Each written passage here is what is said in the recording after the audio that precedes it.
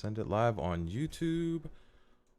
I think in 3, 2, 1. What's up, everyone? Welcome back to episode 2 of the Effin' Growth Podcast. I'm Raymmar. This is Joe. Today we're diving deep into the sales process. So we're going to take you all the way through from where do you find potential prospects, how do you talk to them about the value of Webflow and your services in general, and then how do you close those big, fat, juicy deals. So before we get too far into this, let's effing grow.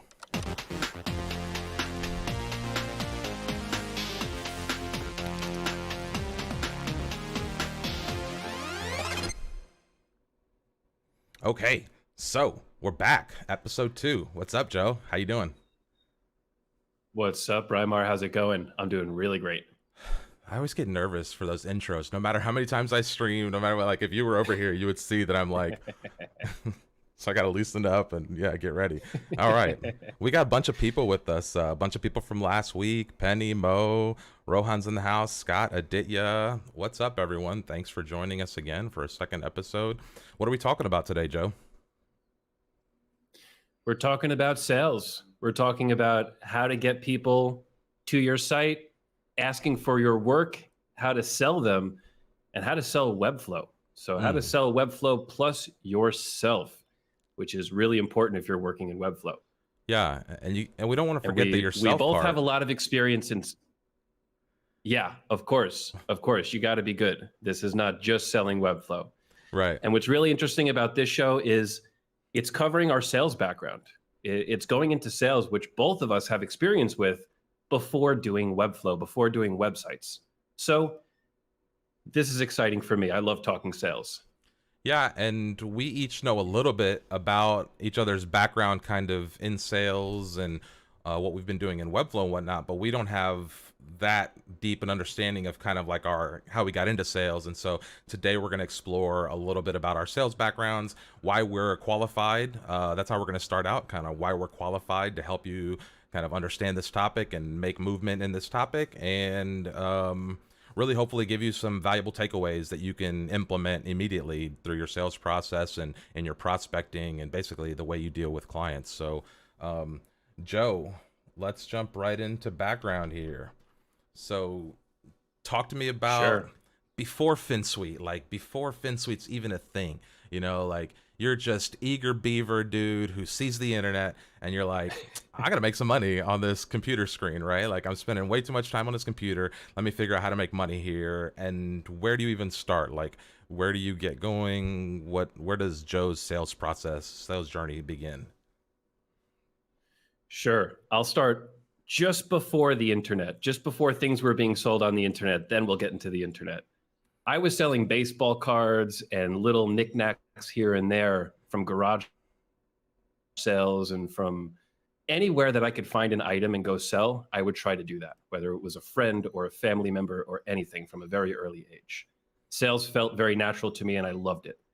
And then when eBay became a thing, I needed to sell on eBay. I was convincing my parents to set me up with an account with all of the requirements that were needed for eBay that I couldn't do as a 12-year-old or 13-year-old. And I started selling on eBay like a monster. I would sell anything that I could get my hands on through the eBay platform. So I had a lot of experience with online sales and just selling things in general, writing up those descriptions, and it was fun. Then fast forward a few years through high school, through college, still selling on eBay. But really when I started to get into a more formal sales process was just before FinSuite. I was working with a company and I was managing their sales team. It was a team of around 10 people and we were selling on the phone and I was the manager of this process. So not only did I have the experience selling, but now I had some experience managing the process. That was really cool. Why I got into Webflow. In this sales team, the demo and the dashboard to enter the sales was not working. It never worked. And I tried so hard to work with the development team to get it to work, but I knew absolutely nothing about websites, nothing about anything. So I was lost and I was confused and I thought, I need to learn this web stuff. It's too important to have a sales team that doesn't have a working dashboard to enter information. So I was motivated to learn a little bit more about it. And that's when FinSuite started, that exploration of websites. So that's Yeah. a nice little background of how I got started. So it Nice and went fun. from just basic online sales to then kind of working in a sales call room, organizing that, and then that led to web. Um, it's funny. I started in insurance. I was actually a commercial property and casualty insurance agents for like 4 years, 5 years, and it's a tough insurance license to get here in the state of Florida.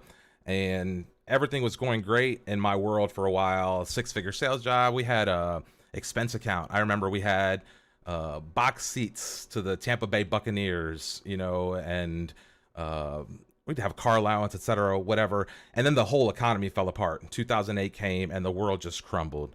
And I had just switched to a new insurance agency. And so I was the first guy in, or last guy in, first guy out. And so then the recession hit, 2008. And I wasn't really happy with any of the corporate stuff, but really didn't have any other experience. And so, like, I just found a job selling office supplies. At this point, I ended up moving back to Columbus, Ohio. My whole world fell apart. I don't really want to talk about all the details, but everything: divorce, lost my job, move across state lines, and now I'm back in mom's basement, literally get a job selling office supplies door to door, Dunder Mifflin style. And I did this for about a year until I realized, like, man, if I could go in and just sell random people on buying office supplies, I could probably sell anything. And my mom then introduced me to a guy who was selling text message marketing. So text marketing services. And this was like the first tech product. And I was like, oh, this is so cool. And I thought he had built the platform. I didn't understand he had just like become a reseller of this platform. And so when I find out he had become a reseller, I talked a friend of mine into like buying a package of these things. We started selling text marketing door to door. And that's how I got into tech. I realized nobody actually wanted text message marketing. They wanted like holistic marketing approach, right? They wanted websites, they wanted landing pages, they wanted funnels, they wanted email marketing, they wanted all these other things. And I was just trying to sell them text marketing direct. And so after like 6 months of not selling anything, I started learning about web design. I landed my first client. It was like a logo and website project, and I'd never built a website. And so this is how I learned. It was WordPress back then. Wow. And yeah, it was just, I got to find a way to make money. My world had kind of fallen apart. I wasn't going back to the corporate world. So let me see what I can do, and it's been a wild ride ever since. That's 8 years ago, almost 9 years ago now. And so like, yeah, it's been a wild ride. Rohan, Dunder Mifflin How's that style. door-to-door selling? Oh man. The door-to-door selling, in my opinion, is one of the most difficult sales techniques out there. You're face to face with somebody and they don't want to see you. They know you're selling something that they probably don't want, or they think they don't want before you open your mouth. Right. And it's just awkward, or it can be awkward. I've done the door to door and it's, I don't know. I don't want to ever do it again. Okay, listen, we used to see 40 to 50 doors a day. We were like machines. We would go and we'd park our car on one side of town and we'd literally just canvass the whole block, walk across the street, canvass the block, and just do loops around town, knocking on every door. And we got really good at making what we called 5-minute friends. I would walk in, and within a couple minutes, we were talking about anything other than what I was there for. We were rapping about the weather or sports or whatever I could get you like talking about. And once I got you talking and kind of got people hanging out, we were able to kind of introduce like, oh, where do you buy your office or your paper, your toner, your ink, your whatever, and you get really good at turning people into like friends and then saving them some time, providing value. And this is when I started to see like, there's got to be other things that we can sell in this process, right? It can't just be office supplies. I had the insurance experience. And so I'm kind of like bouncing around in exploring the world of sales and trying to figure out like, how do I use this to sell me? How do I become the product? And that's what started my path in digital, trying to figure out how do I build a product around myself? How do I start a marketing agency? How do I start doing some of these things that I had seen other people on the web doing? And again, there's just, yeah, a wild ride from there to here. Oh, nice. oh, And okay. I like how you said you talked about other things before the sale. You talked about other things before the sale, and that can kind of transition into our next part here, understanding the prospect. That you need to understand who you're talking to and who you're selling to before you actually start to sell them. So in Yeah. your case with the door-to-door, you were cracking some jokes, finding out what type of person this is. And when you're selling websites, you have to do the same thing. When somebody comes to you to go and make a website, you need to understand what that prospect wants. What is this lead looking for? Why are they jumping into Webflow? Why do they need a new website? And understanding those answers is going to help you pitch that person, sell that person. Yeah. In a sales pitch, nobody wants to hear information that's irrelevant. If they don't care about Webflow Editor, don't say anything about Webflow Editor. If they don't care about the easy hosting option, don't talk about the easy hosting option. Find out what they want and then tell them the information about what they want. Tell me a little bit. That is a great technique no matter what you're selling, websites or insurance or anything. I think that's the hardest part, is building enough trust to really understand a client, right? For them to open up in that level. And that was, from the door-to-door side of thing, what was like just a raw talent with energy. You do that with energy. Online, it's a completely different game. You got to figure out, like, what is that emotional connection that you create when they land on the web page? This is why the FinSuite homepage makes such an impact, because people kind of see it and it creates this little wow effect before it does anything else. And I think this is what people want when they hire FinSuite and when they hire someone of our caliber to build their website, is they kind of expect that same emotional connection. And so can you tell us a little bit about, how do you get to that point? How do we get to that point? How do we understand the prospect? Talk to me a little bit about it. I see Mo is saying here, talk less, listen more. Exactly. So it's always asking questions. Kai Jolly is saying under promise, over deliver. Richard Torres in the house too. What's up? But Joe, talk to me a little bit about that understanding process. How do you approach it? What are some key questions you ask? Talk to me about this whole process of understanding the prospect. Sure. I get right into the questions, just like you said. So right away in the first 5 minutes of the call, I'm asking, what are the problems with your current website? What problems are you looking to fix? And why are you interested in Webflow? With those questions, you can get a lot of information from that client. You can get them talking. You can get them to understand their own problems better.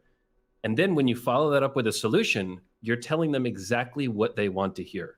They may not know what they want on that phone call until they answer those questions. So go ahead and ask them. And I'm going to ask those questions pretty much every time. Even if they put that information in the lead form, go ahead and ask it. Yeah.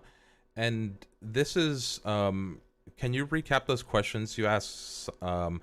So why do they want to be on Webflow? Kind of what's their pain point, right? What's the purpose of the new site you're building? Rattle through some of those questions again, specifically that you asked, so people can maybe write those down. Yeah, sure. So we want to ask them their current problems with their current website.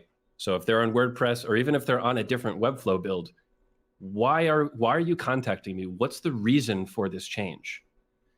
Then you're going to go and ask, how do you want to fix that? So maybe their problem is, I can't edit my website. I'm on WordPress. I can't make edits. How do you want to fix that? I would love to make all the edits myself. Or maybe the client says, I want a team that I can rely on to make all the edits. Whatever their answer is, you're now forming that pitch in your head to go and tell them what they want to hear. Yeah. And then you follow up with, why are you choosing Webflow? What are the reasons for this? Is it the editor? Is it the easy hosting? Is it the design control? Is it the interactions? Everybody's going to have a different answer there. And based on that answer, you need to continue talking about that. Yeah. And this is a great time to just point out that a good way to build trust and do listening is asking the right questions, right? And so Joe rattles off a bunch of questions here that are important for you to ask, but throughout the whole process, the more questions you ask, the more you're getting them to kind of get what's in their head out. And that's what leads to a successful web project, right? It's kind of taking the ideas from the client's head, from the, whoever project manager's head, and bringing that into the design space, the implementation space, whatever it may be. And so you can kind of control the flow of a conversation by asking questions and even regurgitating a question or deflecting with the question, right? I don't like doing this too much because you can seem really salesy if somebody's trying to get a piece of information from you and you keep deflecting with a question to not answer. That's kind of a skeezy tactic. But if you're genuinely trying to dig deeper, so if a client says, how much do you charge? And you say, well, what are you trying to accomplish? This is, a good way to just deflect that question from a price, pinning yourself in on a price point, to really honing in on what is it that you're trying to do? What are you trying to hire me for? And so this is a good instance to, again, reflect with that question, without kind of really upsetting the client or doing anything else to mess up the situation, but it does give you a lot of information which you can carry into the project. So anything else on understanding the prospect? Let's see what's coming through. Go ahead. I'll do one more note on this. And this really applies to any sales process, not just Webflow. Understanding the type of person you are speaking with. I thought it was very interesting that Raymmar was talking about his sales process and said that he talked to the people about other things before getting into the sales. That can work for some people. Some people want to get on a call and, go back and forth, talk about some things, just, hey, what are you doing? Give me an intro yourself. Great. I'm from New York, very close to the city of New York. And people are very fast and they don't want to do the small talk. I was on a call just earlier today. It finished 15 minutes early. It was a 30-minute call, and it was bam, bam, bam. They wanted to get on the call, get the information, and get off. You have to understand what type of person are you speaking to. Are you speaking to somebody who wants that information, get off the call, and follow up an email?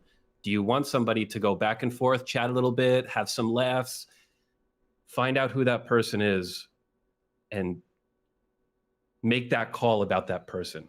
Yeah. Follow that person's personality, follow the way that person likes to speak. And it also depends on the platform you're communicating. So that's my final one. Yeah, and it also depends on the platform you're communicating with somebody, right? If it's real time, you can have a little bit more of that banter because you can see the emotion, you can chat and connect visually with somebody. If it's through text, sometimes that doesn't play as well, so you got to rethink about how you might want to do that.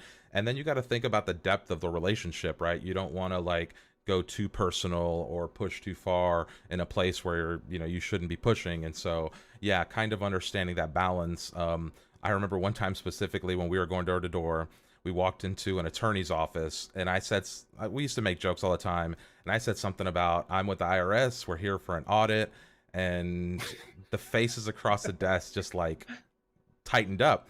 And I didn't realize what was so intense, but when I looked a little further, they were tax lawyers. And so they were tax accountants and lawyers. And so talk about not knowing the audience, right? Anywhere else, that might have been a hoot and we would have laughed and it would have been great and nobody would have cared. In that moment, it really got these people's blood boiling, and they kicked us out right there. And so yeah, for sure, a perfect example of knowing your audience. And there's ways to do this. That's right? A good one. I like when that. we were doing the door-to-door sales, we would walk in and I'd start scanning, right? What can I see? What can I attach to this person's personality? What kind of images, little things they have on the desk? On the web, you can do that through their website. You can look up somebody's social profile. You can, you don't want to get stalker-like, but you should understand the business that you're talking to, right? And if you can get in front of them in those points, in that context, you become so much more valuable to this company. They're oh, we haven't even started working, and they're doing research. They understand me. They know my problems ahead of time. And so if you can think about some of those things ahead of time, that gives you a real good opportunity to just elevate yourself against somebody else you might be competing with. Any thoughts there before we jump into the next section? That's a great final point. And none of it matters. Everything that we said is void,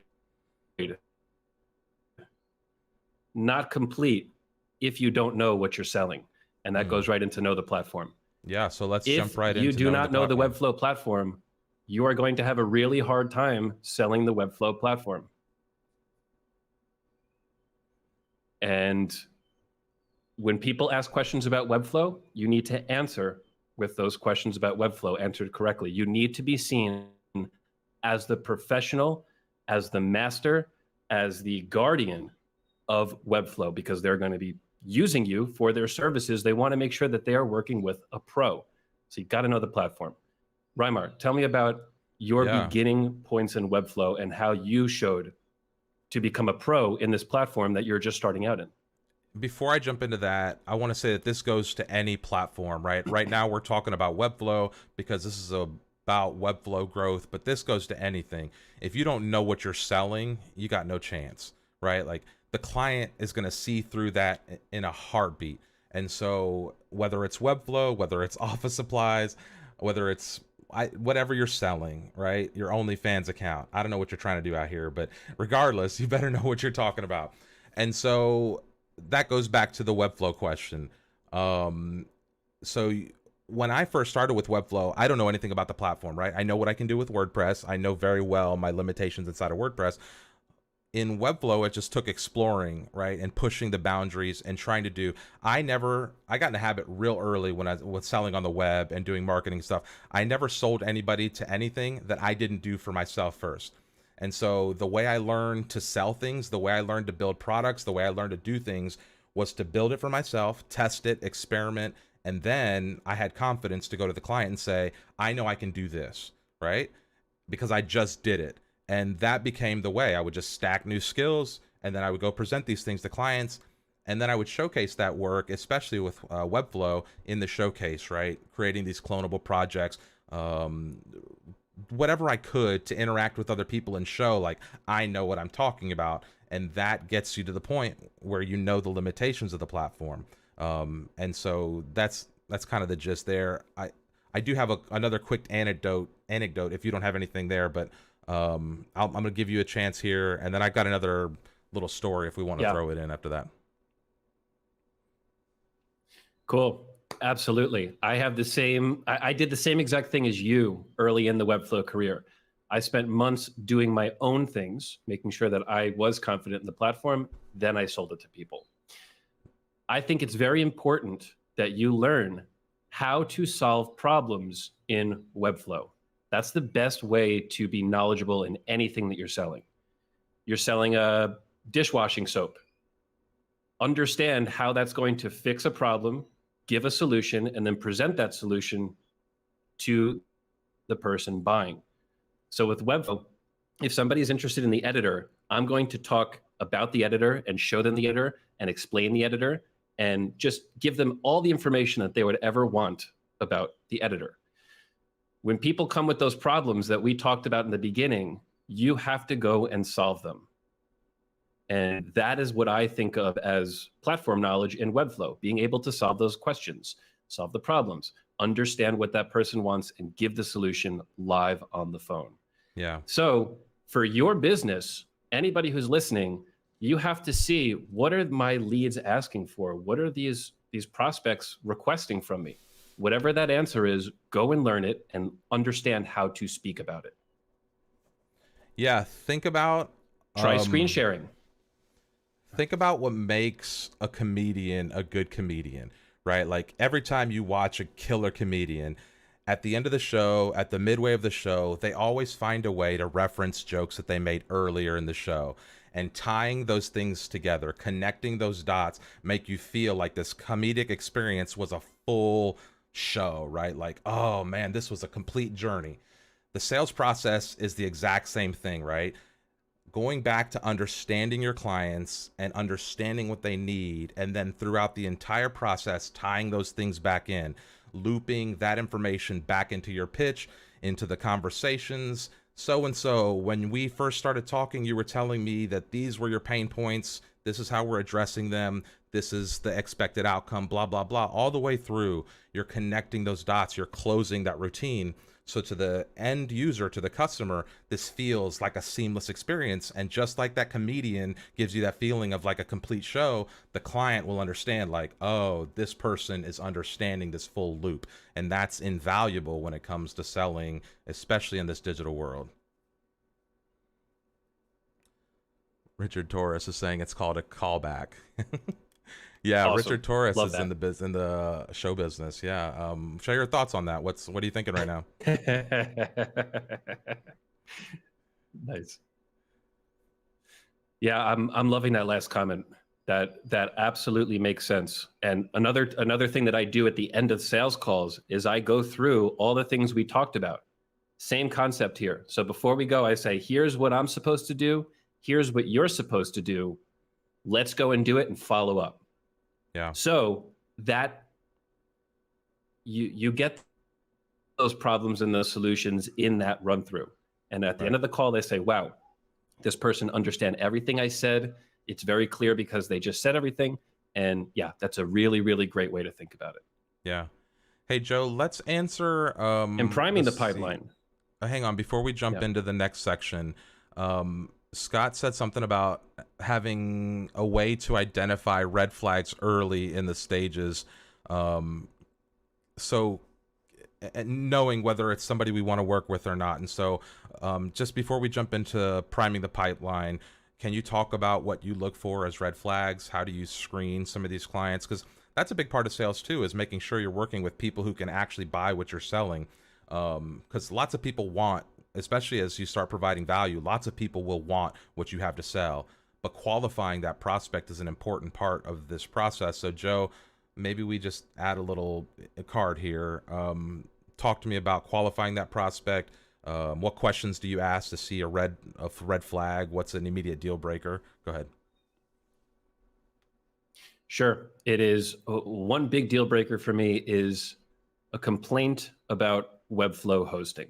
That's a huge red flag. We don't get that anymore in FinSuite. We have clients that are very happy to pay that price. But earlier on, we did get clients that came in and said, ooh, $16 per month, that's a lot.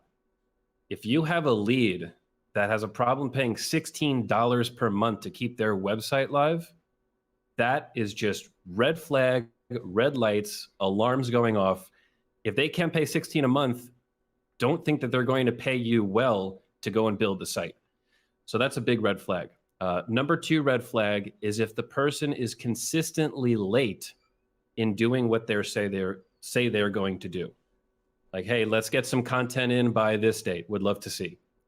They're late, they're late, they're late. Walk away from that. Try to identify people that are not staying on track and not prioritizing their website project. If they're not delivering content, it's not because they don't have enough time. It's because they are not prioritizing doing that website content. And you want to work with people who are prioritizing this project. So those are two red flags. I'm sure we can come up with a list of them. Let's hit more of those in overcoming objections. Yeah, perfect. I just wanted to answer that in real time. YL is in here making all sorts of comments. He says we're reminding him of the book Selling to Veto, which I don't know, but we'll have to look that up. Okay, so let's go to priming the pipeline. And for those who are not up to speed on sales lingo, a pipeline is kind of like your flow of prospects or potential sales opportunities, right? And so this is the top of your funnel. And the idea is that you're always filling the top of your funnel so that you can take people through your sales processes and get them at the end to be a client. And so we're going to take a little bit to talk about how we treat this internally, how I maybe do some of this, how Joe at FinSuite has done some of this, but how do we generate attention so that we fill the top of our pipeline so that we're always getting high quality leads? So Joe, you do a really great job at this. We're getting leads all the time on the FinSuite website. Talk to me how you built this momentum. How do you get to the place where you're always getting these really high quality website leads? The biggest thing, especially early on in the FinSuite career, was portfolio items. Having work examples. The more work examples you have, the more people will be talking about you in the Webflow community, outside of the Webflow community. As people go to your site and they see a lot of portfolio items, you are gaining trust right away. And ever since the beginning of FinSuite, one of our goals was to push out as many websites as possible. We want to take in as many projects as we can and deliver as many projects as we can. That is going to help bring people in, guaranteed. If you have a 30 site portfolio, people will start to come to you. There's just going to be too much talk about you for people to not start coming. It's also very important to get to the next level of leads by building websites above your normal quality level. We are actively doing this every single project at FinSuite. That when a project comes in, we are trying to deliver so far above that value, so the project appears that it costs more money. Sometimes we'll have a project that's $10,000, let's say. If we deliver that project at $50,000 and it looks like a $50,000 site, people will come to our portfolio and say, wow, that site must have cost $50,000. That's how much I want to spend.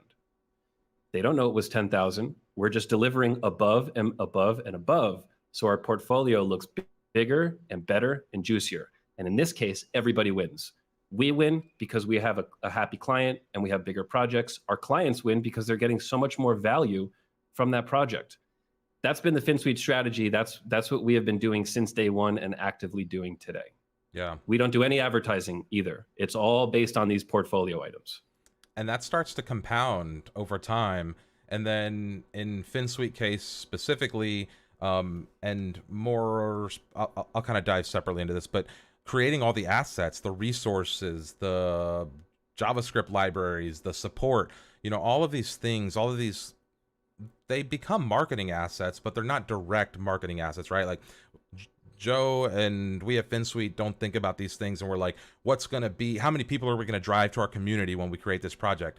We want to solve a problem for ourselves. And then that becomes, how do we solve this for other people? And then it becomes, let's put this out into the community. And so the more value you can provide in whatever channel that is, for us, that's been assets and resources, clonables, etc. But for you, maybe it's a podcast, maybe it's a newsletter. I remember before I came to FinSuite, I was doing local meetups, first with WordPress and then Webflow. We still run meetups. They're a little bigger events that we do online now.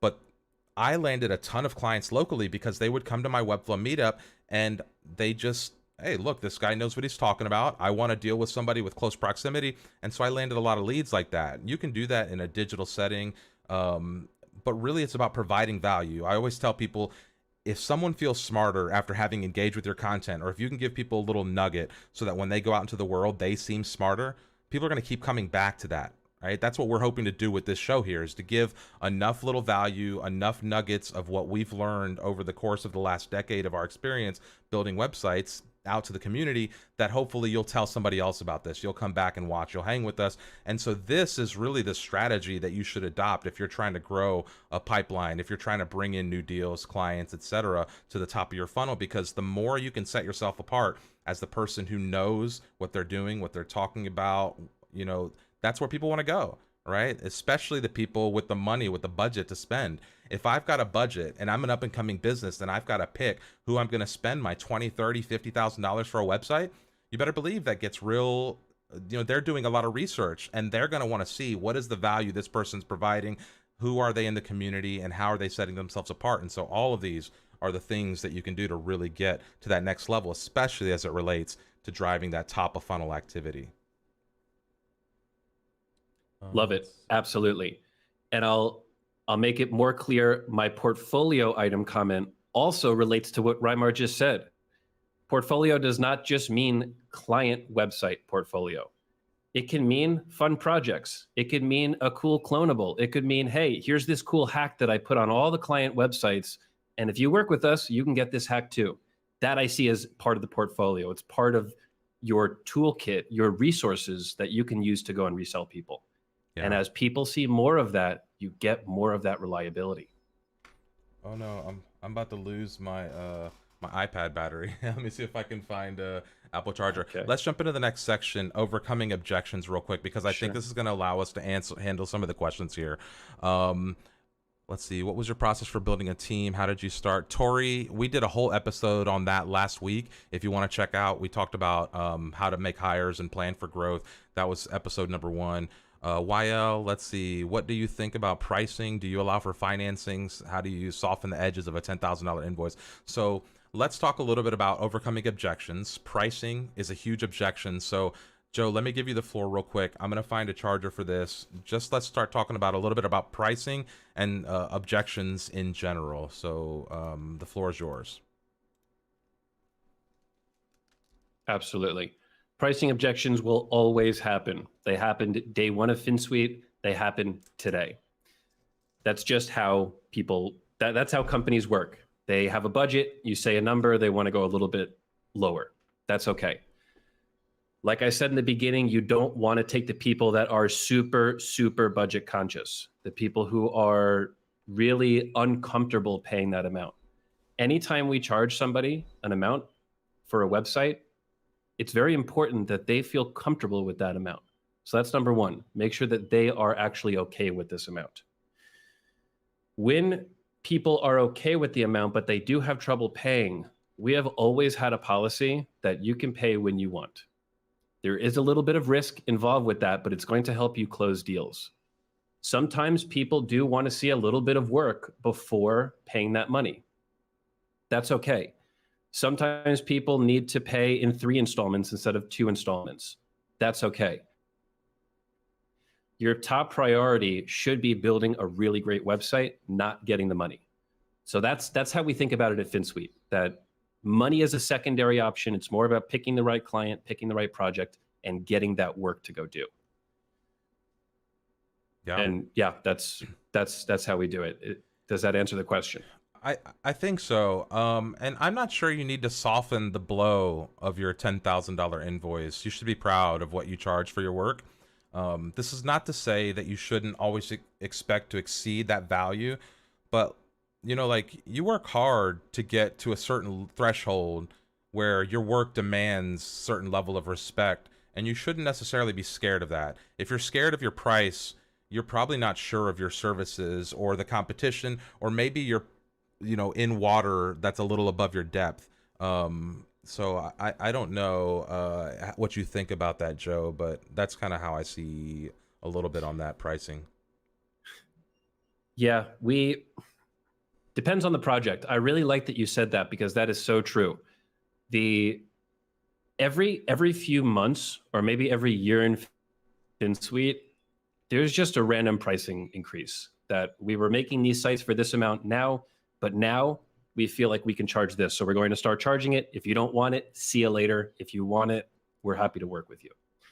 That is for most projects, but sometimes you need to get a project. If it's a project that's really important, it's going to be one of those projects that people say, wow, look at this site that these people built, this person built. This is awesome. If you need to get that project, then all the money things go away. You could even say, pay me anything you want for this project. I need to work on it. And we do that method also. But yes, Raymmar, 100% correct. If you want to charge 10,000 and somebody doesn't want to pay 10,000, maybe they are not the right client for you. Yeah.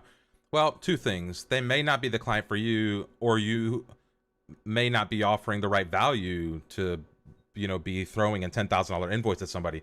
There's certain steps, and maybe we can talk about that in detail in another episode, or maybe closing the big deals. We'll talk a little bit of the details of what it takes, because once you start offering $10, $20, $30,000 websites, there's a little bit of a different expectation from the client side than when you're doing a couple $1,000 website for Joe Schmo business across the street. So before we get into that, let's talk a little bit about specific objections, right? So like, what are objections that people create or give when buying a website?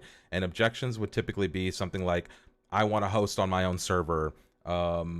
You know, maybe they don't want to use Webflow. Maybe they're getting prices from other competing agencies. your price could be too high, right? So like these are all common objections. Joe, do you have any other like common objections that you get or processes for overcoming them? Otherwise, I've got like a little easy process that I want to go over with people for overcoming objections.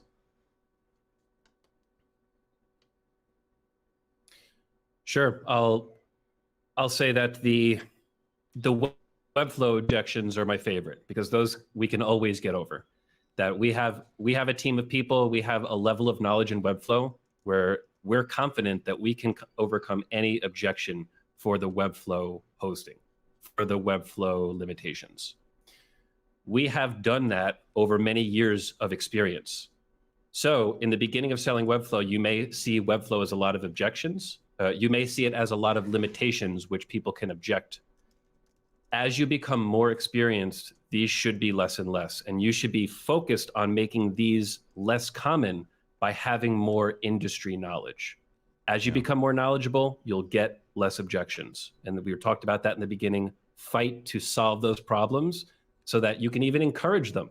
Tell me what's wrong with Webflow. I want you to object because I'm about to tell you how to go and solve that problem live here on the call.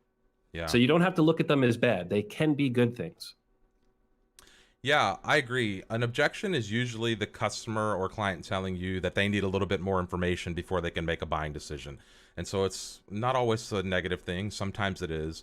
But what Joe just said there makes a lot of sense. And also going back to kind of our callback, right? Think about our comedian methodology here. We're trying to continue and connect the dots. And so when you get these objections, the best way to handle them is kind of at the beginning, addressing what might potentially become an objection by regurgitating what they said they wanted against what you're already going to do and trying to preempt some of the rejections. If you do get some rejections, there's like a little 3R process that we bring back from my door-to-door sales process, right? So like, I still like to use this. It's called reflect, reject, and redirect, right? And so the first step you're going to do is you're going to reflect. When somebody says the pricing's too high or I want to go host it on my own server, you first of all need to acknowledge that they have a problem or that there is something here. You don't just want to blow past an objection because this means you're not listening, right? So the first thing you want to do is reflect. Okay, so if I hear you properly, you're saying you don't want to do hosting because of X, or my price is too high because of X. So the first thing you want to do is acknowledge that they've made an objection. The second thing is you want to reject the objection. So you want to give them a reason why their objection is not valid. And ideally, this would be going back to the questions you asked or the process you've done up to this point and re-emphasizing why you've taken or chosen the path you're choosing. So if you've made a decision for some reason, if you want to use Webflow because we're Webflow experts here and this is what we do, you should have a way to tie that in again, to reject that objection. And then the redirect, right, is again aiming their attention to something else, something you already know has value or something they've already committed to you earlier on, right? Because getting this information from the customer is little baby commitments. The more times you get the customer saying yes along the way or agreeing with you along the way, the more likely you are to get the big yes at the end of the process. And so again, reflect, reject, and then redirect. At the end, you want to point them in the right direction, which if the objection has derailed you a little bit, is back towards closing that deal or solving that problem at the end of the day. So hopefully that makes sense for people. Joe, any thoughts on that? I also like to make leads feel very relaxed and okay with their objections. I'll give some specific examples here. I don't want to host on Webflow because of blah, blah, blah, blah, blah, whatever. We're going to come back and say, you have to host on Webflow. We actually don't work with companies that don't host on Webflow because hosting on Webflow is the right move. And I say this so confidently to the person. We will walk away from this deal if you're hosting elsewhere because it's not the right thing to do. You want this editor functionality, you want the CMS, you want this. Hosting elsewhere is a huge mistake. And then go into the reasons why editor is powerful, CMS is powerful, and the Webflow infrastructure is powerful. So you got to be confident with that response and then tell them all the reasons why that is just, you can't even think about that. That's way just not necessary to think about. Yeah. Let's say Um, I don't know. Do you have another example? Let's go through another live Mm, example here. Do Um, we have any objections specific from the questions? Let me see. Let's see. Well, here's an objection that might come up. Anthony's asking, has not offering marketing affected, right? So somebody might want marketing to go alongside of their website. They might want some services that we don't necessarily offer that they're used to getting from an agency. So, devil's advocate client comes and says, well, I want Hmm. you to handle marketing too. So, you know, what's your answer there? Absolutely not. You do not want to find a marketing company that makes websites, and you don't want to find a website company that makes marketing, that does marketing. These are two different fields. They require two different people and two different mindsets. They should be handled by two different teams. You need a marketing specialist and you need a website specialist.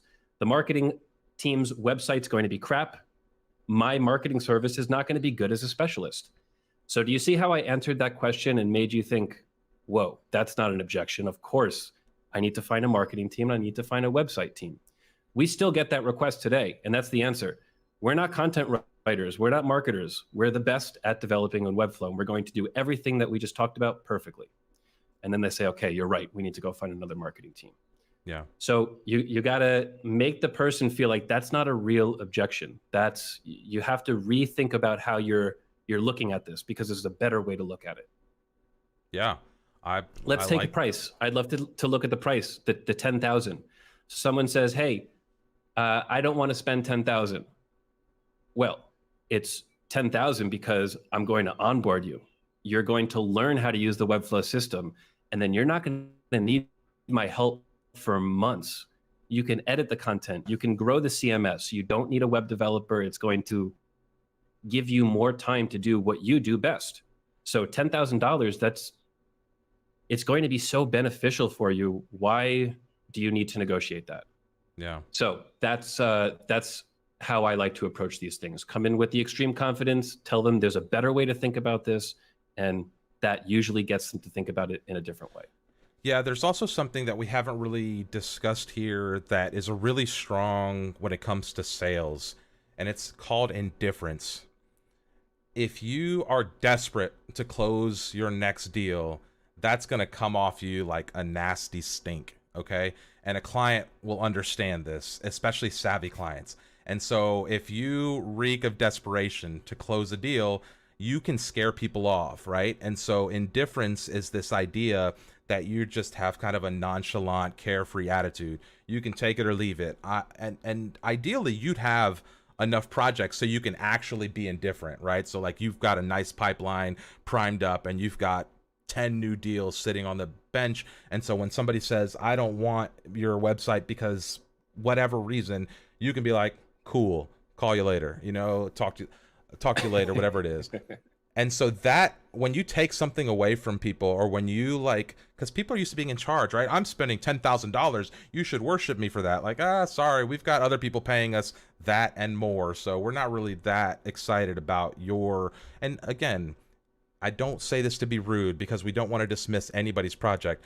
What I'm saying is it's all in balance. If you have a prime pipeline and you have this ability to kind of have a little bit of that indifference, it makes you so much stronger when you're presenting yourself to a prospect, because they're like, oh, this person's in demand. I need to work with this. That warrants an extra bit of money. That warrants a little bit of value. And so when you make these other asks, that's another way to again, build perceived value. Whether it's there or not is up to you to deliver. But at least to build some of that perceived value. Any thoughts, Joe, on that? I do. I agree with that most of the time. And I'd love to go to closing big deals where I don't agree with that. Okay. Usually, yes, if someone doesn't want to pay 10,000 and we're doing a 10,000 site, no problem. I can refer you to this company, and this company. And we do this. There are people that don't want to pay the money. Go check out these companies. They're probably less money.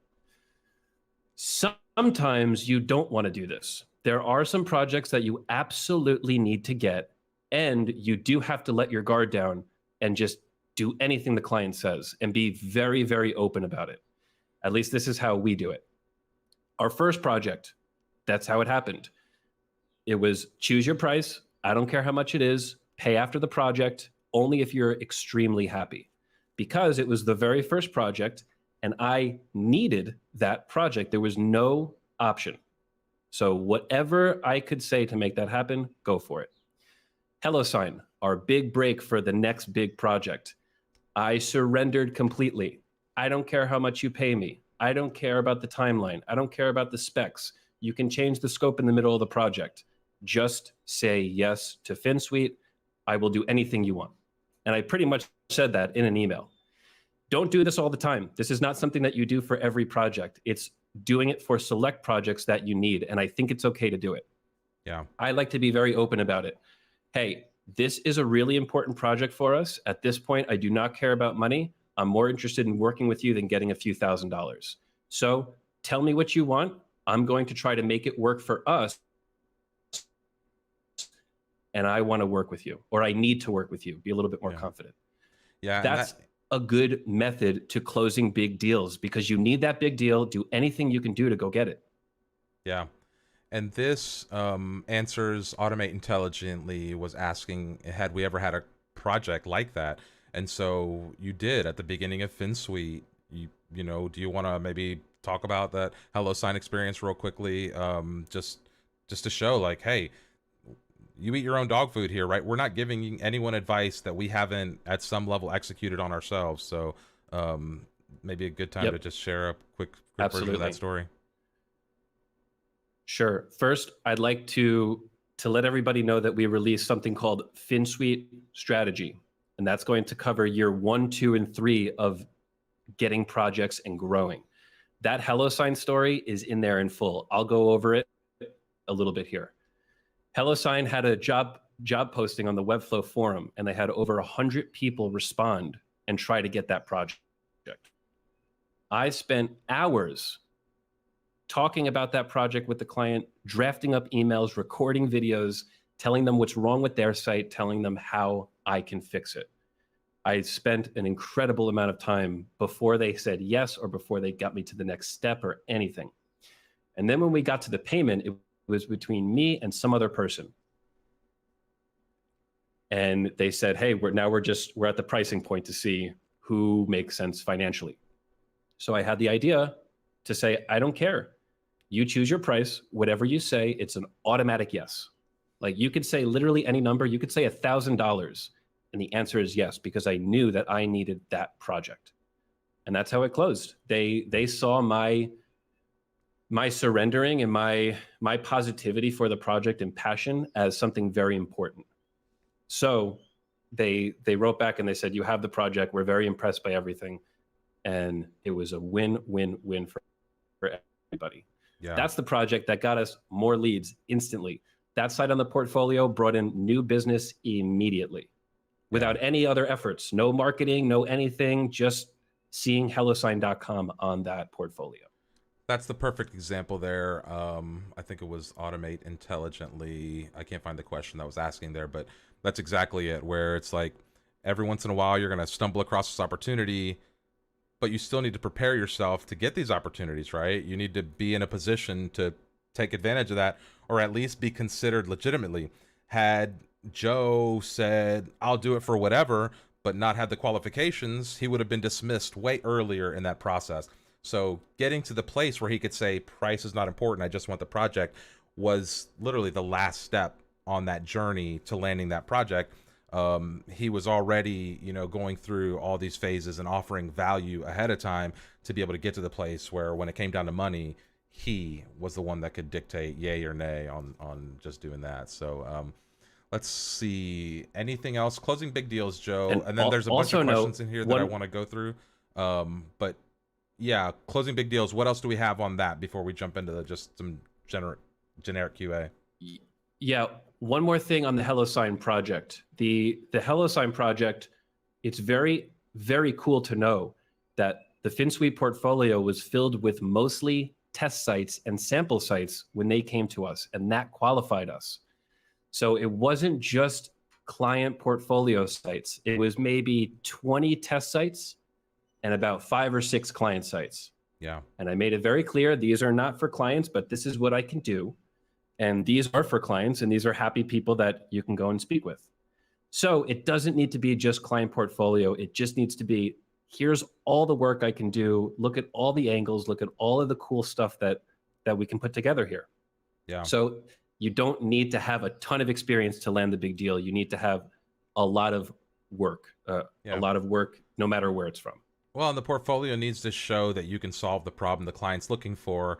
It doesn't really matter that they're real sites or not. If they're real in the context that they load and you can interact with them and touch them and like you can see them, well, that's good enough oftentimes to show people that this is a credible builder, etc. And so that's one of the ways that I encourage people when you're starting to build your portfolio. It's like, go find some really interesting websites and put your twist on it, redesign some things, create some high profile sample sites that maybe are outside of your client work. And you can add a little notice that not all of these projects are paid client projects, whatever.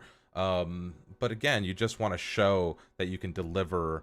And this is a number of things. Joe, did you change when you started landing bigger clients, your statements of work, your proposals, your paper presentation, the back and forth? Like, what can we just maybe just a minute or two on like documentation wise, what changed, what kind of proposals, how do you present these deals to customers to wow those big clients? Sure. I like to think of this as creating a toolkit or resources or an arsenal of information to give to leads. This has been changing since day one of FinSuite. In the beginning, it was those sample test portfolios. Then it was the client sites. Then we started to have an actual presentation built in Webflow, like almost like a visual statement of work. And then we started having another visual statement of work, and then showing these little code hacks that we have, right? FinSuite Hacks launches, and hey, look at all these code hacks. And now we have so much to show. We don't even have to send these links in the email. People see it already. They go on our website and they see all the things that we've done. But a lot of those things were done to help that sales process, to be able to send that client to say, awesome, in their own way. They all do different things. Check them out. That I see is, it's like fuel for your sale. And the more of these cool resources and cool tools that you have to fuel your sale, the more likely that person is to see you as a professional. Yeah, perfect. Okay, so let's close on that. Let's jump into questions. There's a few open questions from the crowd here. So I'm just going to kind of rapid fire run through some of these things and see if we close out here. Just FYI, we've still got 70 concurrent viewers at the moment. Thank you everyone for hanging with us last week, this week. This has been a fun experiment and we're really looking forward to continuing these. So if you have any final questions, we're going to do a quick run through here through the YouTube chat. If you're watching, we're live on Facebook and Twitter right now, but we're just answering through YouTube chat. Unless Rohan wants to pipe them in. But okay, Eric McQuestion. Hello, Eric. Thanks for joining us again. They have a client who wants an e-commerce site that he's trying to build on Webflow, but they're hesitant because they keep reading how many features it lacks. Eric, e-commerce is that's a serious place, man. That's somebody's money. So just make sure that if you're going to get them on Webflow, you know, none of the features that lack are deal breakers. Your question, should you look for a Shopify or even a WooCommerce site at this point? I don't know. Maybe that's really gets back to the needs analysis. Do you have some thoughts on e-commerce and Webflow right now, Joe? Yeah, you need to listen to those limitations that some people may see limitations in Webflow, but those may not be important to them. You have to figure out, are those limitations important to their success? If they're important to the success, you got to go to Shopify. If they're not, tell them to wait it out on Webflow e-commerce. I think it's going to continue growing and getting better and better and better. At FinSuite, we'd probably go Webflow e-commerce because we believe in the platform and we can change things so that it fits in that platform. Yeah, I agree. It comes down to the functionality and what you really need. I like everything being on a single platform, so I wouldn't recommend doing like a front end for the store in Webflow and then sending them to Shopify. So if you're going to pick one and kind of commit to that too. But it may have a difference as to, the types of projects you go after, right? So like maybe it gets to the point where like we don't handle big Shopify stores because we're a Webflow only agency, right? And so again, it goes back to that qualifying the prospects and making sure that the people that come in are looking for the product you're selling. Any closing thoughts on that, Joe? No, that's good. Okay. Let's see. Other than customer satisfaction, do we provide guarantees based on KPIs? Well, since we don't offer marketing, we don't really monitor KPIs for clients. But Joe, any experience on that? Any want to expand at all there? Yeah, we don't offer any formal follow-up services. If somebody asks for it, we can consider it. We'll tell them what they want. But no, we don't follow up and see how the website's doing or any of that. And the reason is there's so many factors that can go into a success or a failure of a website. Maybe it's the way you designed it and the way you developed it. Maybe it's a bad marketing team. Maybe it's stupid advertising. Maybe the product just sucks. There's so many other factors that you can't be the one responsible for that. So no, FinSuite's never done this, and I wouldn't necessarily recommend that you offer that as a service. Yeah. Mo is asking, what age did you start FinSuite, Joe? Sometimes I have the feeling my clients find me too young. So did you ever have any issues with that, coming off as too young or inexperienced when you started? No, nope, never had that issue. FinSuite was started around 6 years ago. And no, I've never gotten that comment. Yeah. So yeah, I would, if somebody said that I was too young, I would instantly follow that up with, age doesn't matter, look what I've done. Yeah. Would you rather have a 35-year-old with 2 portfolio items, or would you rather have a 16-year-old with 50? I'm going 16-year-old with 50 easy. And if you lay out that type of scenario, the person's going to look at you, say, okay, that makes sense. Yeah. And if they don't, maybe that's not the right person to work with. Looking at somebody based on age, I don't know, that doesn't seem right to me. Yep. I agree 100%. I mentioned this in the last episode. One of the beautiful things about the business we're in is the product either works or it doesn't.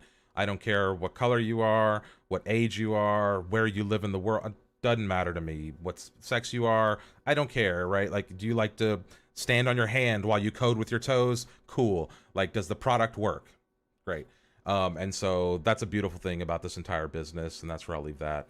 Rasmus Foxman, didn't know we did the abstract website. Love it. Use it at our company. So a little bit of love there. YL, I'm sorry. I'm subscribing and watching every episode. There you go. Everybody, if you're watching, subscribe, hit the little bell notifications. We're going to be here every Tuesday at noon for about an hour. We're pushing over an hour. So let's just get a couple questions final here and we'll cut. I have a client that is interested in switching to Webflow, but may not have specific problems with WordPress currently. Let's see, but may not have any specific problems with WordPress currently. What would you say if they ask, why should I switch to from WordPress to Webflow? If they don't have any, okay, so now I get it. They don't have any real specific problems with WordPress, but you're trying to convince them that they should move over to Webflow. What's your pitch there, Joe? Well, it's a better experience, and you can talk about the experience that you would get in WordPress versus the experience you would get in Webflow. Let's take cars, for example. You can drive a 2004 Toyota Camry, and that's all good. Get you to work, everything's fine, and you like the Camry. But when you then go sit in a 2018 Mercedes-Benz C-Class, it feels a little different. You may be getting to the same place, but it's just a better experience going to work. Yeah. And that is important. Being able to have that experience is important to some people. So if you want to stay with the 04 Camry, go for it. But if you want the 16 Benz, that's what Webflow is. I love that analogy. That's great. We'll leave that there. Okay, let's see. Customers often doesn't want to buy Webflow pages from me because they don't know my agency that works with them. I think I'm the only one in Graz, Austria that works with them. Yeah, do some things to build some notoriety. Host some events. Get involved with the community. I saw this cool Who Wants to Be a Webflower quiz, floating around the Facebook forum the other day, and it was just a cool, fun thing, and stuff like that goes viral, right? And people are like, oh, who built this? Next thing you know, you got a bunch of followers on the Webflow showcase, and that can kickstart a big thing. So just finding interesting ways to create value, do cool things, solve problems. Let's see. What's your common response to the Webflow SEO objection, Joe? That there shouldn't be one. Anytime somebody comes with SEO concerns with Webflow, I tell them that there's nothing to be concerned about. We have sites that perform very well in SEO. There's a lot of things that we can do. And really, we do all the important things that Google is looking for. Also, make sure that you communicate to people that SEO is a lot more than this technical side that started when SEO was a thing. It used to be all about H1s and H2s and structure and all these aspects. It's still about that, but Google now looks at how are people interacting with your content? How long are people staying on your page? How much do people find value in this content? And they can get those kind of statistics. That's why the FinSuite site is so good in SEO. We actually score very low in the speed settings and all that bullshit. What we do is have people stay on our site, interact with our site, share our site, other people are on our site, and that's what Google is really concerned about. So the technical, nothing to be concerned about. We can do everything we need to do, but really SEO is much deeper than that technical app. Correct. That's a big thing to really point out, is that SEO has everything to do with social and engagement and time on page, scroll depth, etc. more than it does the technical stuff. The technical stuff is 25% of it. Everything else is coming off the top of that. So let's see. Sani Andrade was asking, do we do cold outreach for getting clients, or do we rely on word of mouth? At this point, we're 100% inbound leads only. I think Joe had a little bit of experience cold calling, so maybe he can talk a little bit about that. But I'm not sure cold calling, and that's not the right fit for web development. But I'm gonna let Joe talk to that, because he started out by selling cold calling websites. Yeah, I have a lot of experience selling on the phone. I'm pretty good at it. I had complete failure selling websites on the phone as a cold call. Complete failure. And I'm experienced in this. It's not an industry to just call someone up and say, hey, I want a website. Just like, I don't know, if somebody called you up and said, hey, I'm selling a car, do you want it? No. Why would I want a car? That's a ridiculous thing. It's such a big purchase. Why are you just selling this? Nothing. So no, don't recommend the cold call. I do recommend interacting with people, having those portfolio items, interacting with these people, and have them see what you're actually doing. Yep. That, I think, is much more powerful than saying, hey, I'm trying to sell you something. Yep. I agree. I think that's a good place. Let's see. Richard Torres, I don't know if they already paid for 3 years of Wix and they want to switch to Webflow. They're just going to have to eat the cost or find something else to do with that. Maybe Wix will give them a refund. Let's see, do generic business analysis. No, we don't do like business consulting or other things. It's just strictly build the website stuff. Back in the day, I used to offer some of those ancillary services as a creative freelancer, but even now I understand the value of doing those things right, and I'll refer my customers to somebody who just does that thing. And so as the final, let's see, YL, why do you think of auditing someone's existing site via video, then sending them to them as a pitch? That's sure. Again, that goes kind of into that cold call methodology that I just don't know how effective that would be over time. And also Google is now saying that site experience and interface matter more. Yes, but the way they gauge that is based on how much time you spend on the page and how do you interact with things and how do you click through the different pages. And so yeah, that's just the overall signal there. So anyway, great questions, everyone. Joe, do you have any final thoughts before we wrap out of here? I want to do another show about this.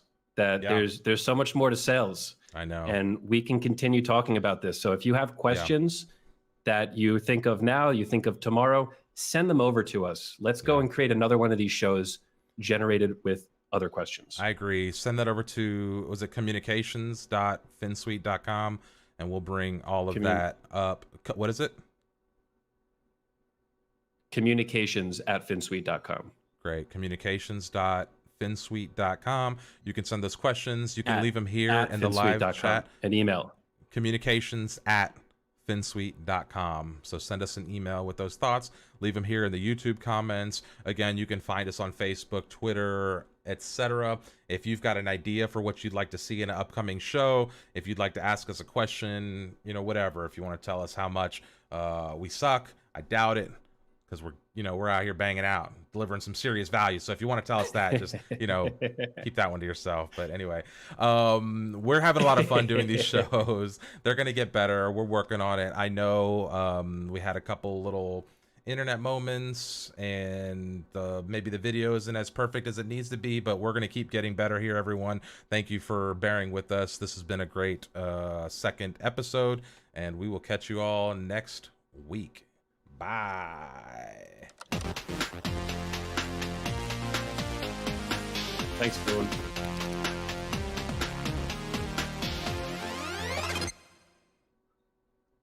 Damn, I just cut you right off, man. I didn't even let you say goodbye or nothing. Are you good? We still got him. I'm going to hit the